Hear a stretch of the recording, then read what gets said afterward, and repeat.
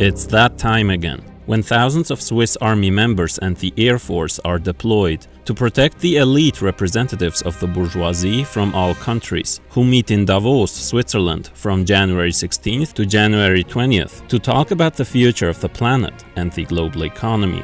As opposed to the G7 or G20, where politicians meet, we see here many members among that class which is the true ruling force in the world, those above the state leaders. The World Economic Forum has always been the subject of many conspiracy theories, and it is not without reason. It's the most powerful networking event, a unique lobbying platform bringing together the who's who of the unelected decision-makers of global capitalism, with immense opportunities to connect with and influence political actors. The Davos meetings are shrouded in mystery. Many of the important conversations are off-screen. Critical media outlets are denied access. But the most prominent theory today, the core tenet of the Davos conspiracy, revolves around an initiative launched by the World Economic Forum, or short, the WEF, in 2020 called the Great Reset, through which a secret pedophile cabal of global elites plan to harvest children's blood, depopulate humanity through COVID and other means, killing off billions of people, and utilize the pandemic and the climate hoax to turn off the lights in cities, abolish private property, confiscate cars, take away your pets, and establish a high-tech dictatorship, ushering in a satanic, communist new world order in which you're forced to eat bugs. What is the Davos Forum up to? What are they really cooking? And is there some truth to the Great Reset conspiracy? It is important to know what the WEF stands for, to know about its goal and challenge to create unity among the capitalist class as a manifestation of the cause of imperialism, and to understand why the right wing has put the World Economic Forum at the heart of its modern propaganda.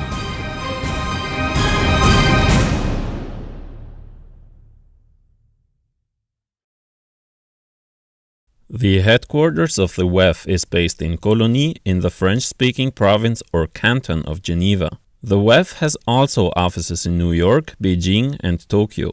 Its flagship annual meetings are held in Davos, located in the largest Swiss canton Graubünden in the Eastern Alps. Davos is known as one of the largest Swiss ski resorts, with tourism being a primary component of its local economy, luxury boutiques and unique restaurants, secluded in the mountains, thus serving as a perfect setting for networking among the upper classes. Not least because Switzerland is regarded as a relatively stable safe haven of global capitalism. The forum is, aside from public subsidies, funded by its 1,000 member companies, typically multinational corporations with revenues of over $5 billion, who pay around 60,000 Swiss francs for yearly membership, including the participation of their leaders at the Davos meetings. Key strategic partners, predominantly among the most powerful corporations, who collaborate more closely with the WEF, pay over $600,000. Its stated mission is to engage, quote, foremost political, business, cultural, and other leaders of society to shape global, regional, and industry agendas.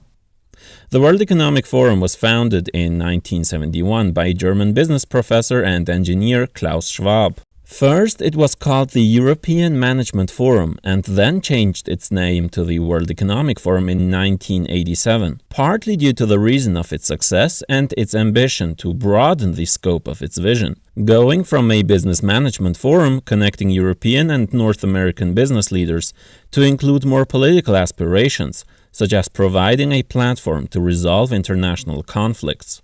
A very coherent ambition, since in the end, international conflict can be traced back to business competition quite well. In 1988, Greece and Turkey signed the Davos Declaration, preventing an escalation into war. A few years later, Nelson Mandela met with the South African President Frederick Willem de Klerk at Davos.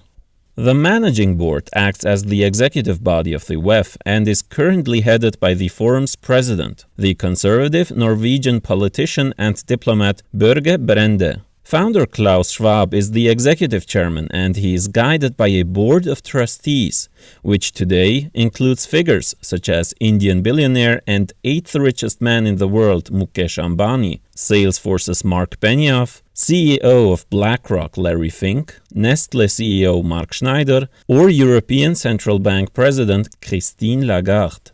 The WEF has been criticized on many grounds, such as its decision-making processes being undemocratic and unaccountable to regular people, or the lacking of financial transparency. The Davos participants love to talk about climate change and how to combat it, while using over 1,000 private jets to get to Switzerland. The security arrangements for the meeting of the global ruling class are high as expected. Between 800 and 1,000 police officers are usually on duty, along with the Swiss military, also not exactly very ecological. The canton of Graubünden alone contributed around 9 million Swiss francs in 2020. The federal government spent 32 million Swiss francs, mostly for security, including surveillance of the airspace and so on. The WEF itself contributed only 2.25 million, a fraction of what is paid by the public, and that despite the forum having reserves of over 300 million francs. The WEF serves as a regular training ground for the police and the military apparatus with its newest technology to guard Switzerland against internal threats. And it's an opportunity for the police in various cities to train their anti-riot and anti-uprising operations against the countless organized anti-WEF protests every year. The forum accounts for more than half of the total Davos revenues, has the status of a foundation, and therefore enjoys tax advantages. The public sector in Switzerland therefore does not see too much of a considerable portion of revenues generated by the meeting. The WEF claims to be non-partisan, impartially standing above particular national or party interests. Obviously, this is a lie. The World Economic Forum stands for a very concrete kind of politics. The Great Reset Initiative is a post-pandemic recovery plan emphasizing sustainable development, more equitable outcomes, and a rethinking of government expenditure and global investment. The plan is vague and filled with nice-sounding phrases, like a speech of a politician or a corporate mission statement, and thus provides fertile ground for conspiracy theories to foster. One of the key components is stakeholder capitalism. The WEF is known for advocating for multi-stakeholderism in its vision for global governance. The stakeholder approach is the culmination of modern business school buzzwords strung together, letting CEOs feel like they're part of something bigger than being capitalist exploiters or moneymakers. It means that companies should serve not just shareholders, that is, their owners and consequently short-term profits, but also other groups such as the customers, suppliers, their workers, the public, or the environment. That corporations should be part of seeking solutions to inequality or climate change, not just governments or the UN. But the idea of making capitalism more humane and green is nothing new. It sounds more dramatic than it is, and deliberately so. While all of this may sound heartwarming to naive 19-year-old business students and liberal wannabe activists, what's behind it is neither spectacular nor original. It's a hideous, bourgeois dream to make capitalist entities take up functions and responsibilities of public bodies such as the government. That the winners of the system, the profiteers of past crises, are now to step up and solve the problems they are themselves causing, such as climate disaster, unemployment, and rising inequality. After decades of pushing for so-called neoliberal policies and being co-responsible for the disasters facing humanity today, the forum wants, once again, to present itself as the problem solver, yet again, by pushing a better kind of capitalism. What is ultimately driving this is what has always driven capitalist states to concede social benefits to the working class: fear of revolution. Quote, "Failing to address and fix the deep-rooted ills of our societies and economies could heighten the risk that, as throughout history, ultimately a reset will be imposed by violent shocks like conflicts and even revolutions." Shortly after the WEF's announcement of the Great Reset, the editorial director of the libertarian think tank, the Heartland Institute, which receives funding from the fossil fuels industry, wrote that, quote, "The socialist outline is clear: destroy the global capitalist economy and reform the Western world." The Great Reset conspiracy narrative quickly took the right-wing ecosystem by storm and has now become a core talking point. One might even say a keynote in the worldview of much of the mainstream right. So whoever is powerful enough to construct a total reset will construct it in a way that we have even less freedom than we've ever had. It's seemingly everywhere, and its scope has grown far beyond the COVID pandemic, now including issues such as inflation, immigration, or climate change. When Canadian Prime Minister Justin Trudeau said in a speech at the UN that this pandemic has provided an opportunity for a reset, the video of it went viral. It trended on Google and Twitter by the end of 2020, with most of the prominent right-wing accounts tweeting about it. A petition with thousands of signatures against it was set up. Canadian right-wing politicians warned against the elites taking over. During a Conservative Party leadership race, candidate Pierre Poilievre stated he would ban federal ministers from taking part in the Davos meetings if he became Prime Minister. In the US, the Great Reset has been a theme within the right wing for quite some time, with figures such as Lou Dobbs, Laura Ingraham, Ben Shapiro, Glenn Beck, Candace Owens, Steve Bannon, or Tucker Carlson talking about it, and outlets such as OANN, Breitbart News, or Fox News, the most watched cable news network in the US, promoting it. Right-wing politicians such as Paul Gosar from Arizona or Marjorie Taylor Greene of Georgia have pushed it as well. Greene told Alex Jones that liberal politicians from around the world were supporters of the Great Reset, warning that it was gonna bring socialism to the US. One of the first right-wingers to push it was Steve Milloy, who took part in the Trump administration's EPA transition team, who said that future legislation on methane reductions could be framed as proof of the Great Reset. In 2020, Catholic Archbishop Carlo Maria Vigano sent a letter to Trump in which it said that the global elite are conspiring to take over the world through the Great Reset and imploring him to stop the final assault of the children of darkness. He wrote that, quote, "A global plan called the Great Reset is underway. Its architect is a global elite that wants to subdue all of humanity, imposing coercive measures with which to drastically limit individual freedoms and those of entire populations." Turning Point USA hosted an event called Defeating the Great Reset with speakers including Jack Posobiec, Charlie Kirk, the group's founder, and Steve Bannon, who told the loud, sold-out crowd, quote, "Are we here to learn about, or understand, or compromise, or accommodate the Great Reset? We are here to defeat it." "Defeat the Great Reset," the crowd answered. But it's not just the North American right wing that made the Great Reset part of their propaganda.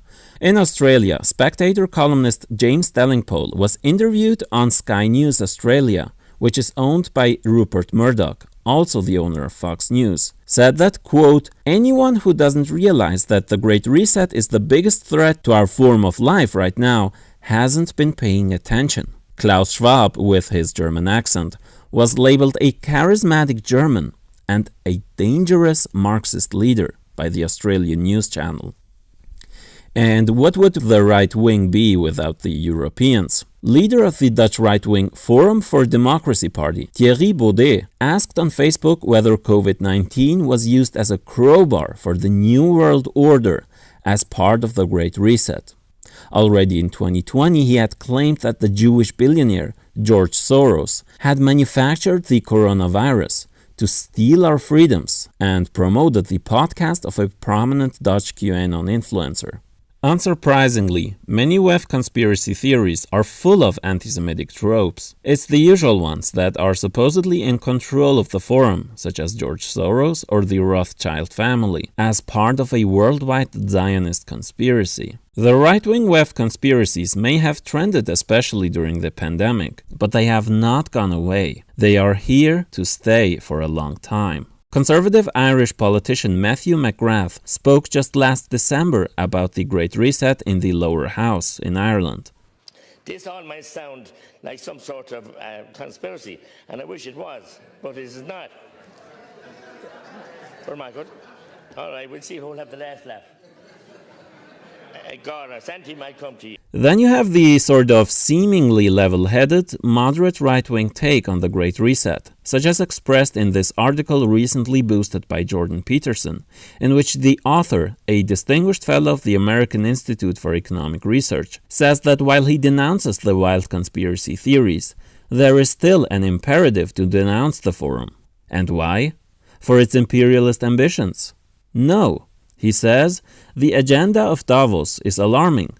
Its vision amounts to top-down authoritarian corporatism, corporations and states coming together, and is a danger to the free market, the sovereignty of nations, and liberty in general. Yet again, we have this idea that there is a pure, good capitalism, and that the Davos masterminds want to replace that with a different sort of system. The blame, yet again, is not put on capitalism itself, but something foreign to it. It always begs the question, what does this pure, freedom-loving capitalism look like? When was this time when the capitalist state wasn't in close connection to the rich and didn't support the capitalist class and the system of private property? And why do the most successful global corporations, the epitome of capital, largely support these agendas if those are so dangerous to capitalism itself?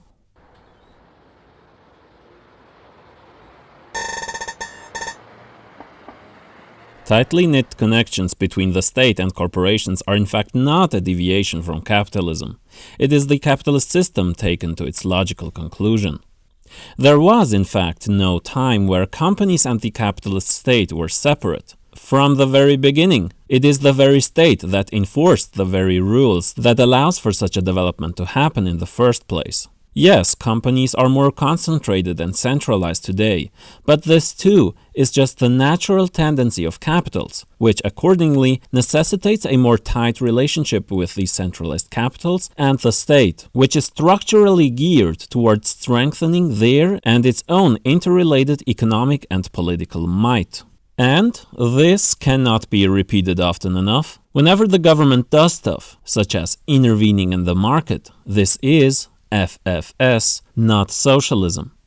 Socialism presupposes a phase in which the government acts in the interests of the working class and not the bourgeoisie, as is the case today. Even state ownership does not change this fact. As Friedrich Engels wrote, quote, "But the transformation, either into joint stock companies and trusts or into state ownership, does not do away with the capitalist nature of the productive forces. The modern state, no matter what its form, is essentially a capitalist machine, the state of the capitalists. The workers remain wage workers, proletarians. The capitalist relation is not done away with." People's fears that the WEF agenda wants to take away their property is ironic, since capitalism already undermines the ability of most people to own anything and concentrate wealth into the hands of a small minority. Whenever people express this fear of global socialism, they more often than not fear for their own wealth. They express the fears of the pro-capitalist petty bourgeoisie, whether they are small business owners themselves or not.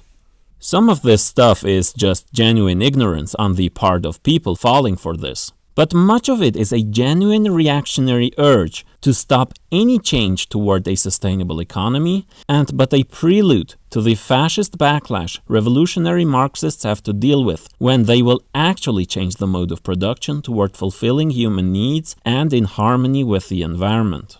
What we see in all of these right-wing interpretations is what you can see throughout the history of the right-wing bourgeois movement, namely the attempt to draw in anti-establishment sentiment which is naturally widespread among the exploited working class and deflect it from an anti-capitalist critique in order to co-opt it into a reactionary pro-capitalist narrative. One example of this is the new far-right Prime Minister Giorgia Meloni ranting about financial speculators. In my previous video, we've talked about how she would frequently mention the globalists and the corrupt liberal parties undermining Italian sovereignty. Yet, if you look at the funding numbers of her party, you see many of those large corporations and interest groups from foreign countries. Meloni herself being part of the Aspen Institute, based in Washington, D.C., which has many connections to the World Economic Forum. This undermining doesn't have to be done consciously by every right-winger, although that's part of it.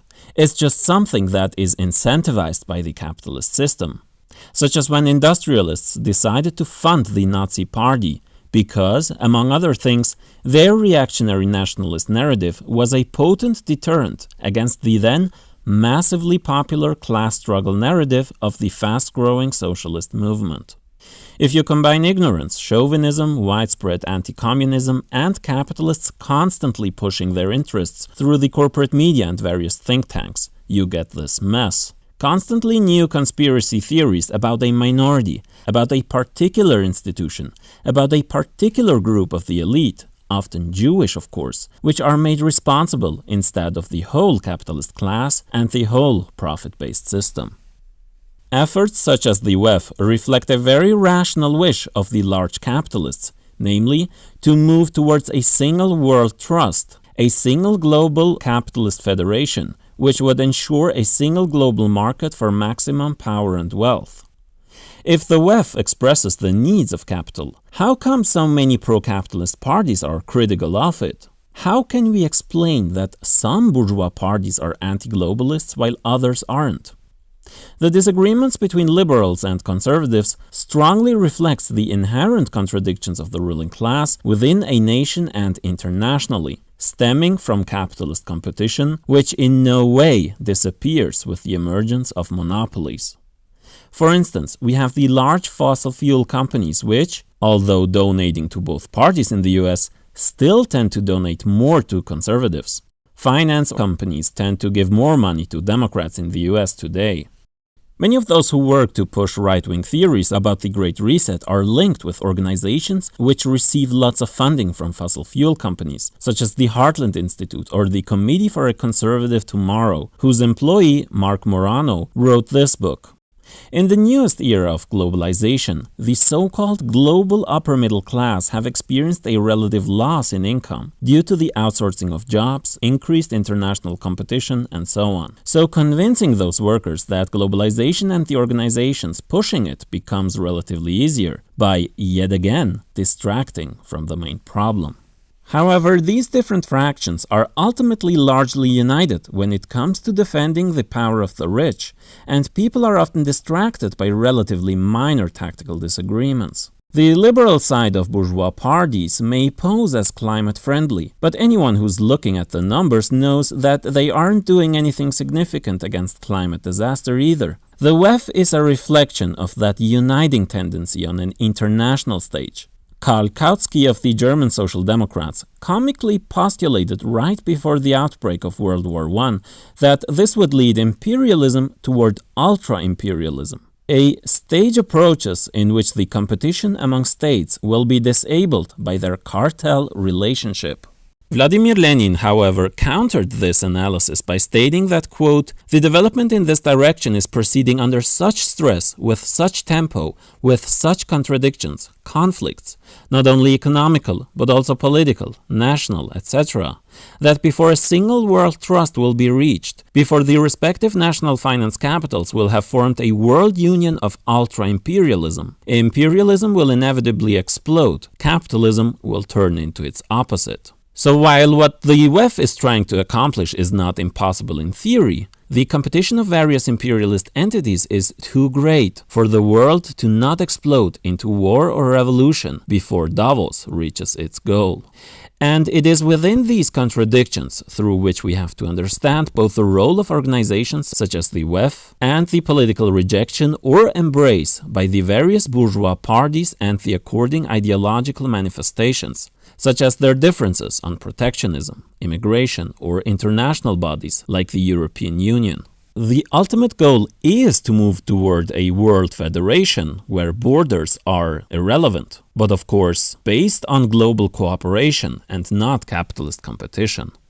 So, to conclude, why are these conspiracy theories so attractive and thus successful?